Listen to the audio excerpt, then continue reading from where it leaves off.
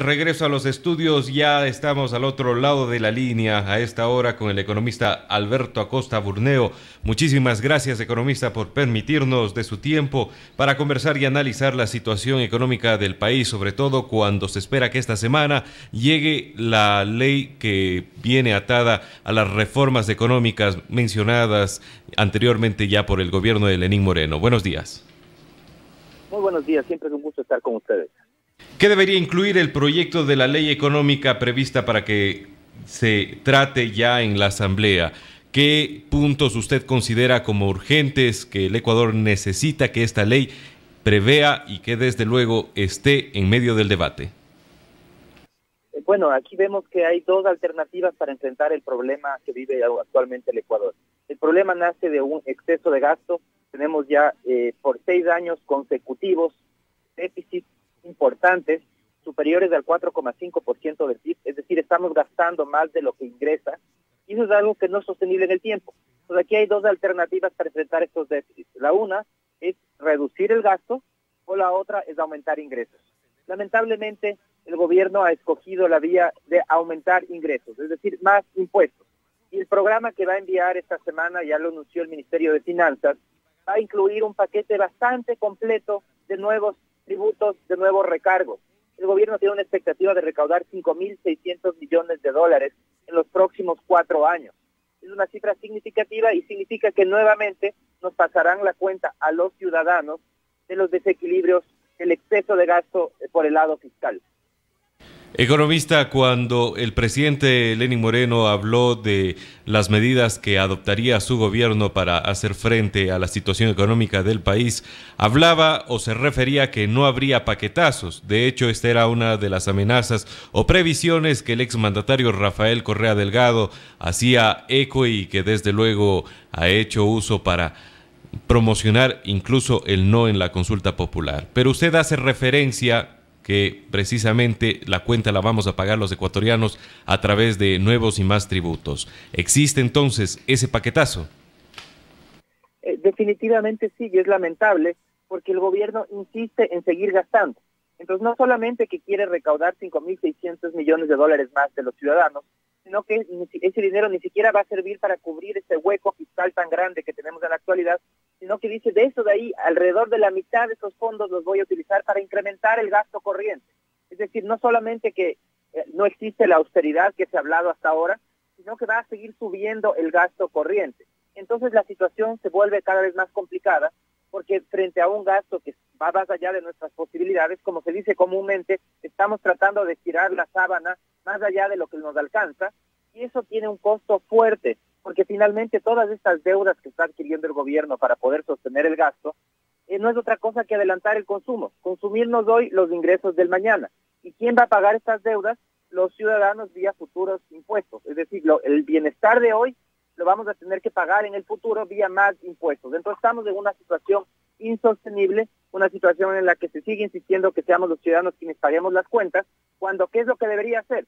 Lo que debería hacer es darse cuenta que el origen del problema viene por un exceso de gasto, y aquí no es un tema ideológico, porque uno puede decir el gasto es muy lindo, pero mientras haya plata, igual que una familia, puede decir me encanta ir de compras al supermercado, pero eso mientras tengo plata.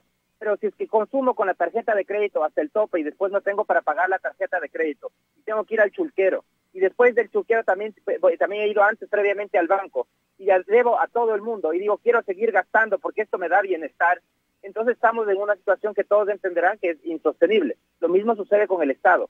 Tiene que reducir su nivel de gasto, y ese debe ser el tema central, y no querer nuevamente pasarnos la cuenta a los ciudadanos.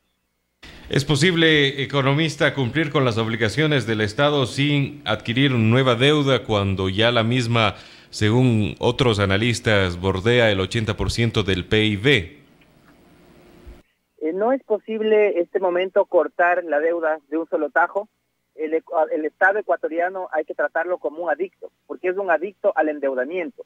Y entonces, como todo adicto, tiene que pasar a un proceso de desintoxicación, que es un proceso gradual. La clave aquí es que haya este programa de desintoxicación de las finanzas públicas, en la que en el corto plazo seguimos endeudándonos, pero se vaya tomando estas medidas de reducción de gasto graduales, organizadas, planificadas, pero que se las vaya haciendo para que la dependencia que tenemos actualmente al endeudamiento se vaya reduciendo. Lo que sí es muy claro es que si seguimos con esta lógica de seguir gastando e inclusive incrementar el gasto, porque el gasto supuestamente es bienestar, el problema es que para gastar primero alguien tuvo que haber generado esos recursos y el Estado tuvo que haberle quitado a alguien. Entonces ahora el gobierno con todo este paquete de medidas que dice que va a incluir en esta reforma de que va a enviar esta semana, va a incrementar los impuestos a la producción, los impuestos a las empresas, que finalmente los pagamos los ciudadanos cuando compramos los bienes de esa producción a través de precios más altos. Va a incrementar los impuestos al comercio exterior, que también los pagamos a los ciudadanos cuando compramos cualquier producto que siempre tiene un componente importado. Entonces finalmente somos los ciudadanos quienes terminamos pagando la cuenta.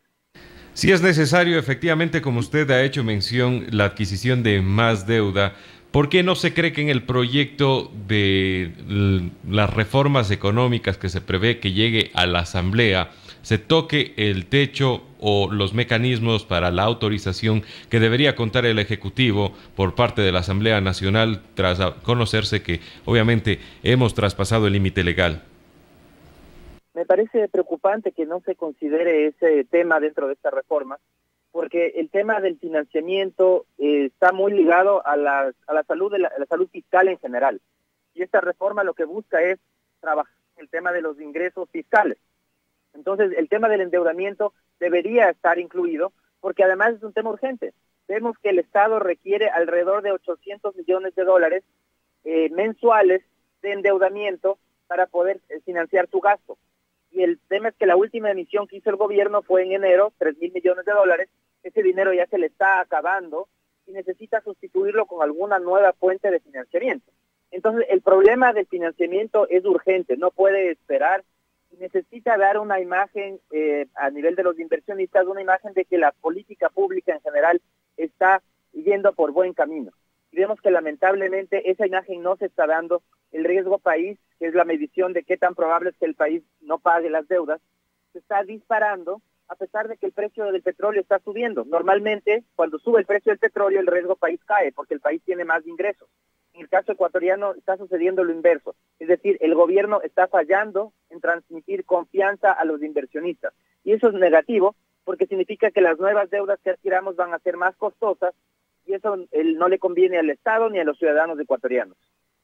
La ministra de Economía, María Elsa Viteri, tuvo la ocasión días atrás de visitar Washington, entre otras razones, para reunirse con varios inversionistas internacionales. Según fuentes internacionales, se conoció que a última hora habría cancelado estas reuniones. ¿Cómo debería ser percibido precisamente como ecuatorianos al ser ella quien nos representa en esta materia, en este tipo de reuniones trascendentales, las acciones tomadas en su cartera? Yo no entiendo si hay alguna motivación de fondo para no haber ido a esa reunión. Espero que no se trate de alguna medida astuta como la que ya se hizo en el pasado, de tratar de ser más astutos que el mercado y de esa manera pensar que beneficiamos al país, porque la verdad es que la única manera de beneficiar al país es jugando por las reglas del mercado, sabiendo que los buenos pagadores siempre salen ganando, que ser un mal pagador no es una alternativa que beneficie al país. Me preocupa que no haya asistido a esa reunión porque era la oportunidad que tenía la ministra para defender el programa económico, para poder generar confianza. No hay nada que genere más desconfianza que no conversar, que no acercarse a una reunión, que no hablar con los potenciales compradores de deuda ecuatoriana. Eso genera desconfianza y los mercados están asustados de este momento y eso se refleja en el riesgo país. Eso es algo que se debe cambiar. Yo creo que la ministra tiene que tomar correctivos, tiene que llamar a una reunión nuevamente a los inversionistas, hacer un nuevo viaje, visitarles, exponerles el plan económico, justificar el plan económico, por más que tenga todos los cuestionamientos que he mencionado, pero como ministra su función es defender y generar confianza en lo que está haciendo el gobierno. Y eso tiene que hacerlo a nivel de los inversionistas de manera urgente, porque el Ecuador requiere que el crédito siga fluyendo. Si es que no genera confianza a nivel de los inversionistas, el crédito puede detenerse o salirnos excesivamente costoso. Economista, finalmente, ¿es justificable la zozobra que desde varios sectores del país sienten con respecto de la ley económica que llegaría a la Asamblea? Lamentablemente, como digo, los lineamientos que ha mencionado el Ministerio de Finanzas en esta ley van por el tema central en esta ley, más allá del discurso, porque en el discurso siempre se habla de austeridad, pero vemos que a la práctica esa austeridad no llega. En septiembre del año pasado hubo un decreto de austeridad que supuestamente íbamos a ahorrar 500 millones de dólares en salarios, y finalmente en el resultado del año subieron los pagos de salarios alrededor de 240 millones de dólares. Entonces ahora nuevamente se habla de austeridad, pero sin un significado real. Y el centro, el corazón de la nueva reforma es más impuestos. Cómo recaudar más del sector privado, y eso significa, a través de eso se quiere encarecer la producción con todas esas cosas tan sensibles como es eliminar el crédito tributario que existe en la actualidad por el pago del impuesto a la salida de divisas en la importación de insumos y bienes de capital. Esto va a afectar de manera muy fuerte al aparato productivo. Entonces, nuevamente se insiste con la receta de más impuestos, cuando lo que necesitamos es menos gasto, que gasten menos, porque la plata nunca les ha alcanzado. Durante una década tuvimos 3 reformas tributarias por año, las recaudaciones tributarias alcanzaron récords que no habíamos visto en la historia de la República, y sin embargo nunca les alcanzó la plata. Y entonces ahora la salida no es seguir exprimiendo a los ciudadanos, sino que la salida es controlar el gasto hasta el nuevo nivel de ingresos. Tenemos menos ingresos porque cayó el precio del petróleo, entonces tenemos que aprender a vivir con un precio del petróleo más bajo. Es la única salida sostenible que tenemos para el país. Muchísimas gracias, economista, por sus opiniones y el análisis vertido en nuestro medio de comunicación. Muchísimas gracias, siempre es un gusto. Continuamos en la hora clave. Tuvimos el gusto de conversar con el economista Alberto Acosta Burneo, quien